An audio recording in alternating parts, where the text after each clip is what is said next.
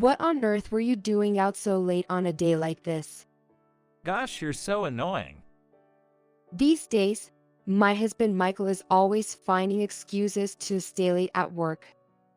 I can't believe any father will come home late like this on his daughter's birthday. It's unbelievable. I can't help but question if this person is really my husband.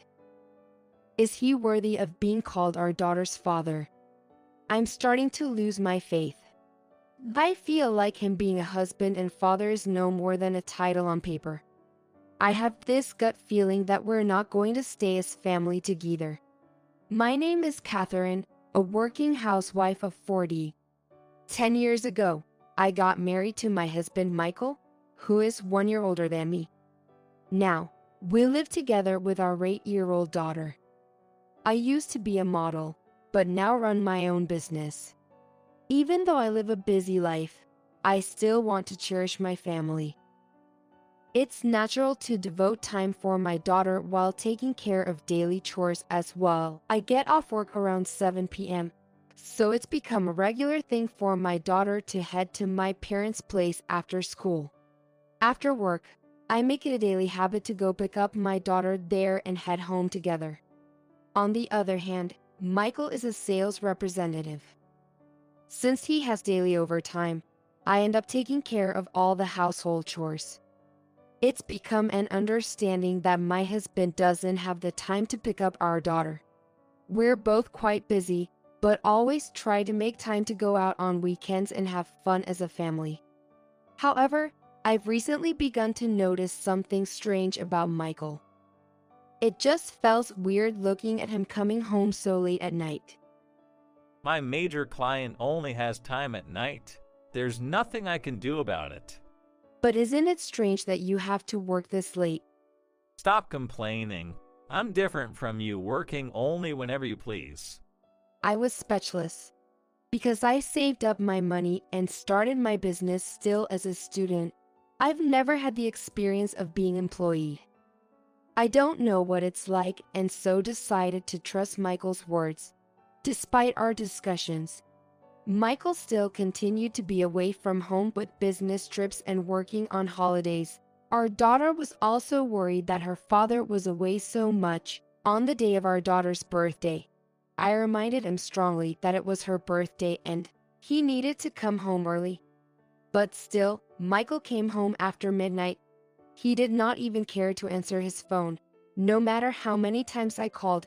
I work hard to find time for my daughter.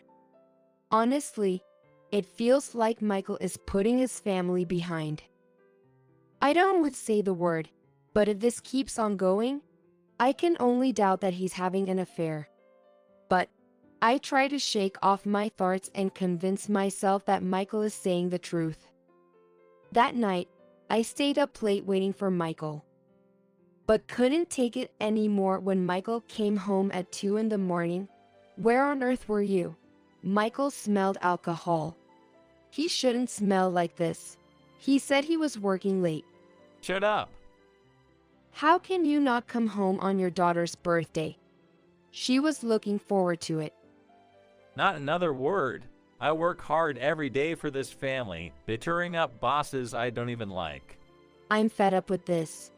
Maybe you should consider changing jobs. Can't you think this is affecting our daughter?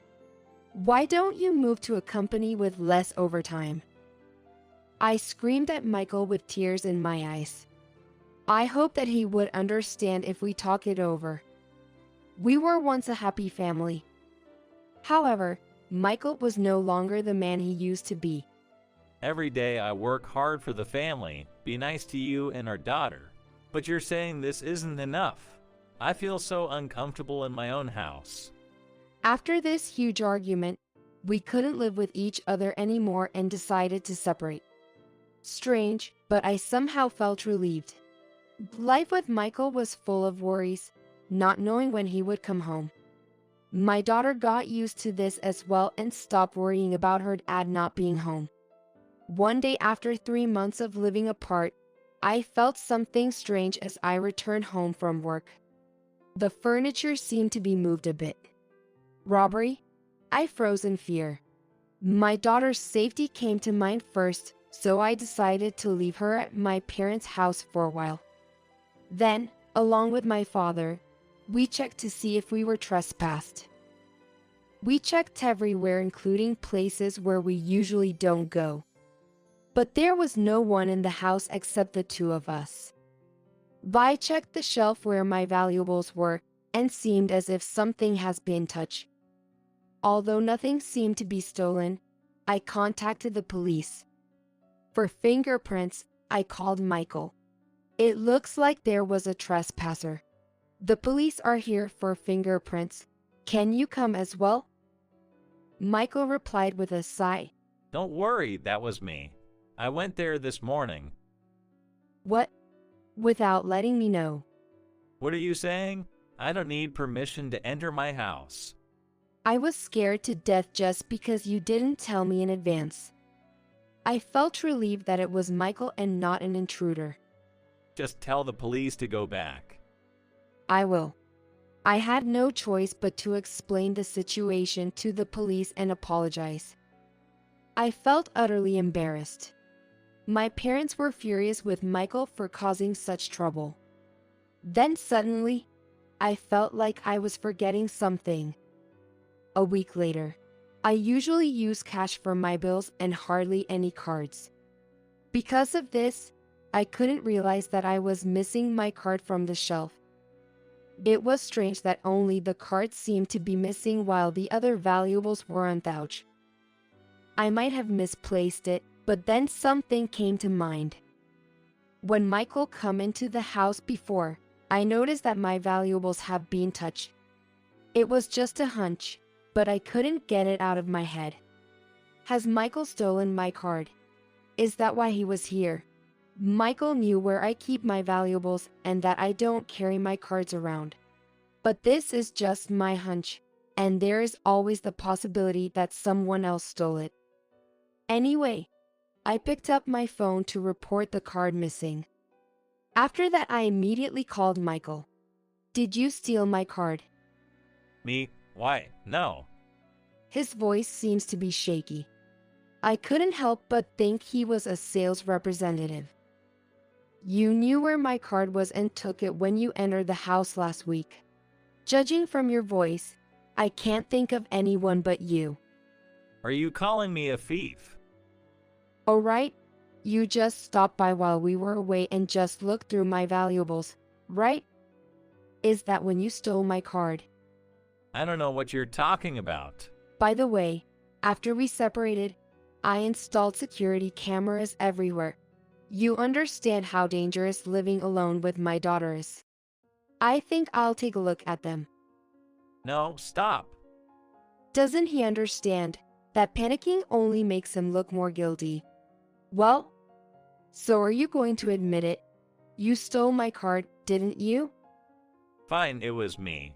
I knew where you kept your valuables, and you don't carry your cards, so. I see. I was bluffing about the security cameras. But, thanks, I think I'll install one next time. You never know when it comes in handy. Now, give me back my card now. I hung up, ignoring everything Michael was saying. Next day, Michael came with his parents. I knew he was coming in advance, so I left my daughter with my parent just in case.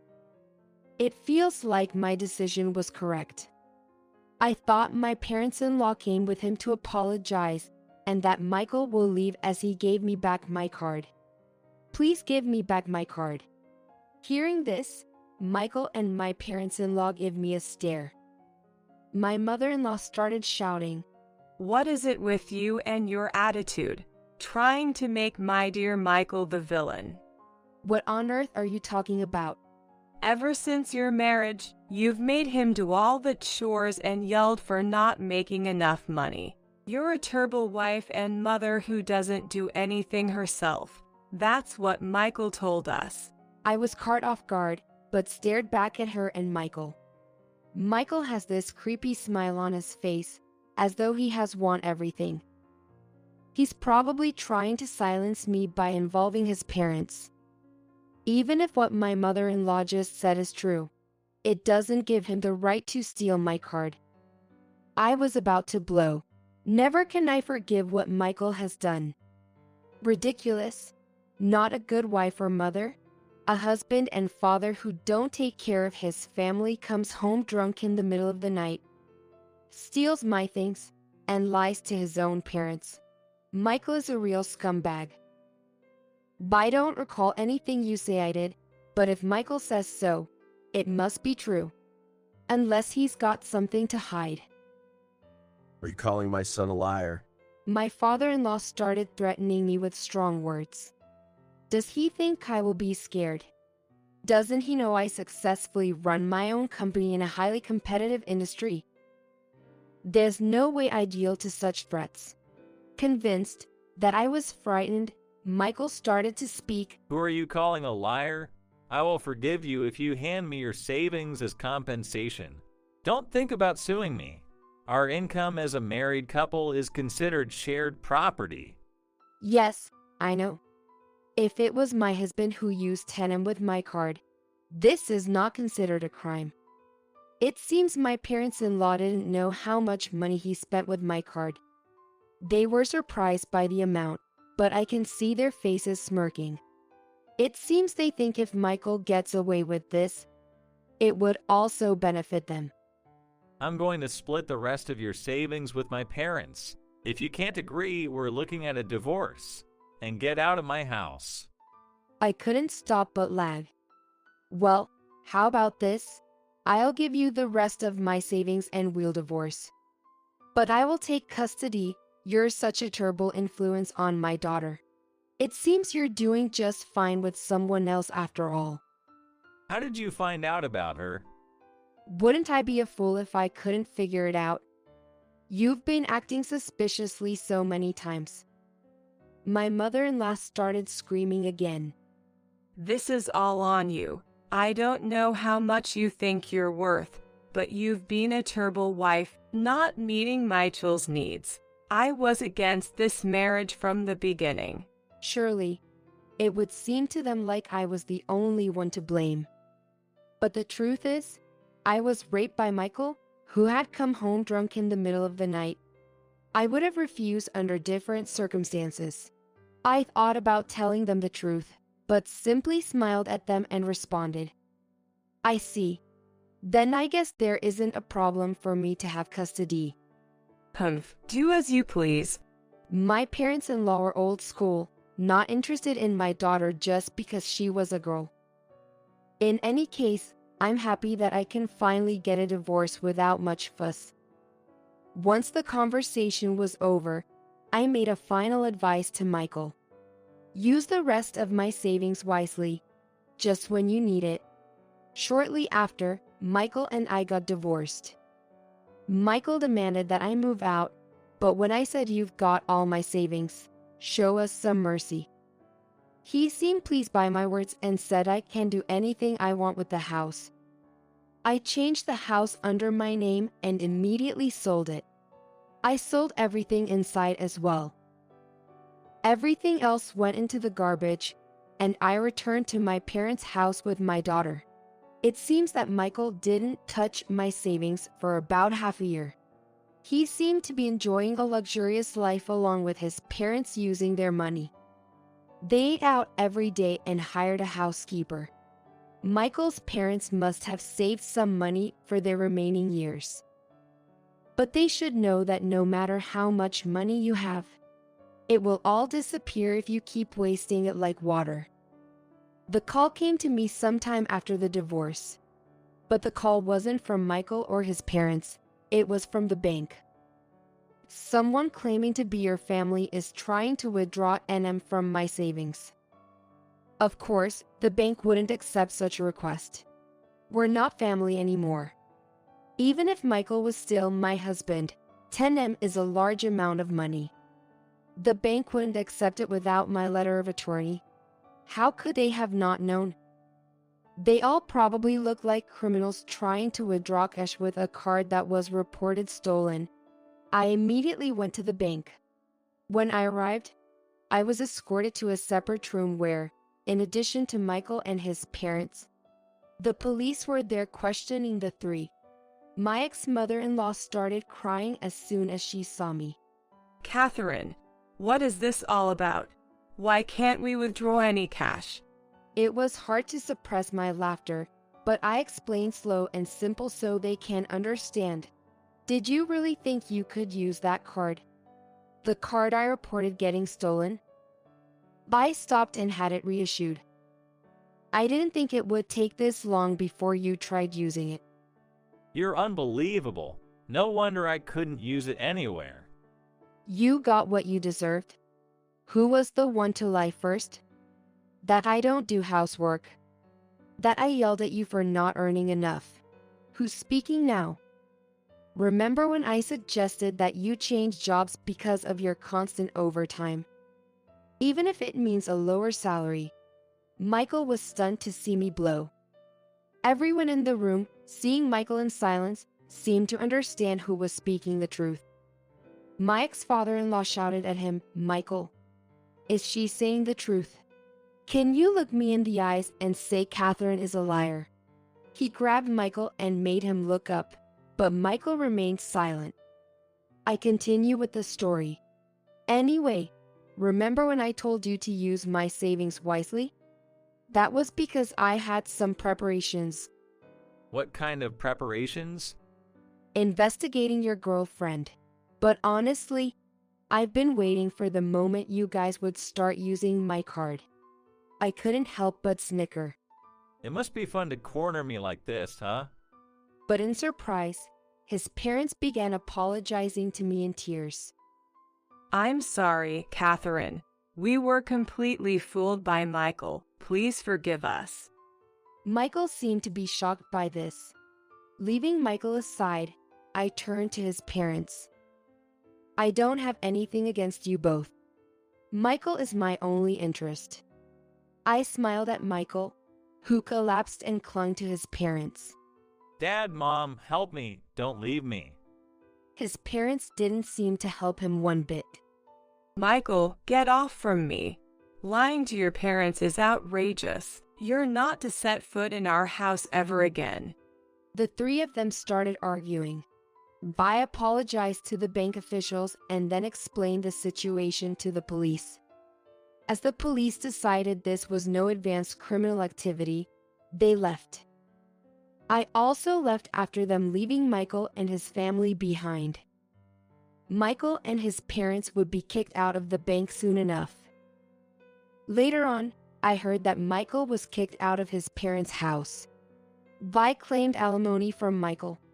However, he had already spent every penny he had. Michael requested to pay in installments, but I refused his request. He asked for it. Michael eventually paid the alimony but ended up buried in debt. The mistress was also charged for the affair, and she paid in full with the help of her parents. When Michael turned to her after breaking into debt, she disappeared and was never heard from. Now, Michael is alone, with only debt left with him. As for my in-laws, they seem to regret disowning their only son. Someone has told me that they live a lonely life now, without a son and grandchild. As for me, I'm still living with my parents and they help me care for my daughter. I can't be thankful enough. I remain to work hard to spend family time with my daughter. She does not talk about her father much and loves to spend time with her grandparents. I know I've put her through tough times, but determined to make the rest of my